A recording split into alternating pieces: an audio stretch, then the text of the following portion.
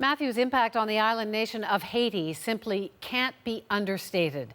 It's believed at least 1,000 people have been killed, tens of thousands of homes destroyed, and much of the country is now in desperate need of food and clean water. The CBC's Evan Dyer is in the capital, Port-au-Prince. Evan? Wendy, today was supposed to be the day of Haiti's presidential election. Instead, it's the first of 3 days of national mourning. It's been 5 days now since Hurricane Matthew tore across this island, and there are still many communities that have received no aid whatsoever.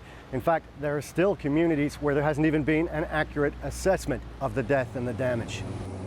That's because Matthew cut across the tip of Grande Anse, a long, narrow peninsula that extends towards Jamaica. The worst damage is at the end of that peninsula, and the farthest communities have been completely cut off since Tuesday.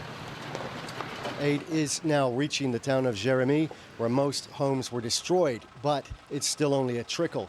Bodies are still being discovered, and many people are missing.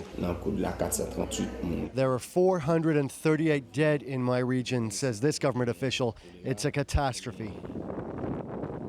But it's clear that further along the peninsula, the destruction is even worse. Helicopters have flown over some communities and report seeing near total destruction. The whole country is going to be affected for the next 6 months, says this Red Cross official. In the coastal town of Les Anglais, unconfirmed reports say only 82 structures are still standing out of 4,000. Our home was destroyed. We don't have anywhere else to sleep.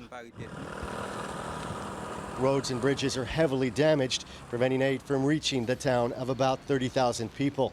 Many have no food and no shelter, and most urgently of all, no fresh water.